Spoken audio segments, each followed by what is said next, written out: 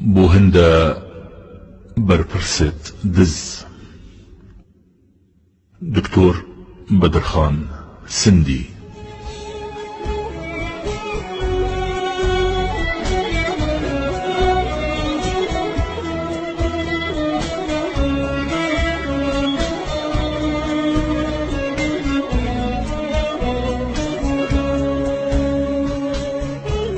ئەرێ بەرپرس و بێژە تا بەرێ پارە هەبوون،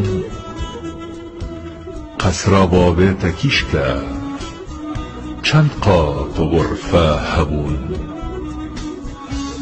کاولێ تێدا ژیای هێشتایل بیرە مەیە، دەرگەهێوە پەردە بوو سەرشۆ و تەشمە نەبوو.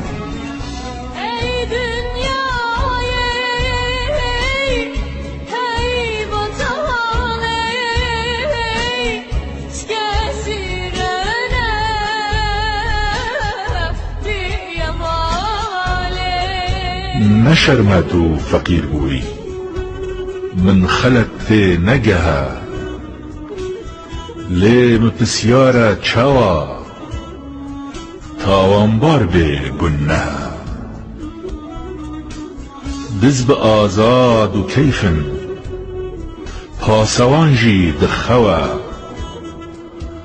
ڕۆژاوە هەر دێتن دێوەئینین دەهدەهە.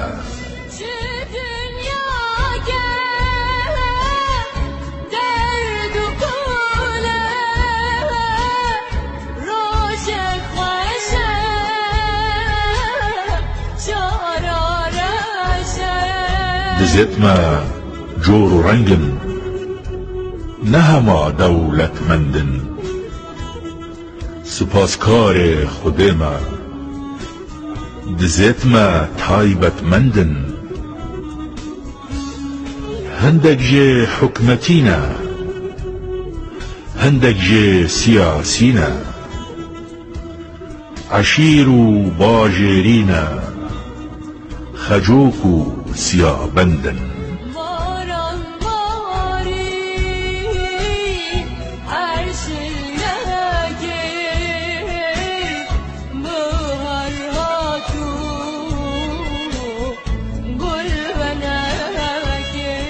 چبتم زەمان تولەنگی سەبوون دزیەن شڤانی، خودێ و ئەف چ ڕۆژە دختۆر دزێ دەرمانی.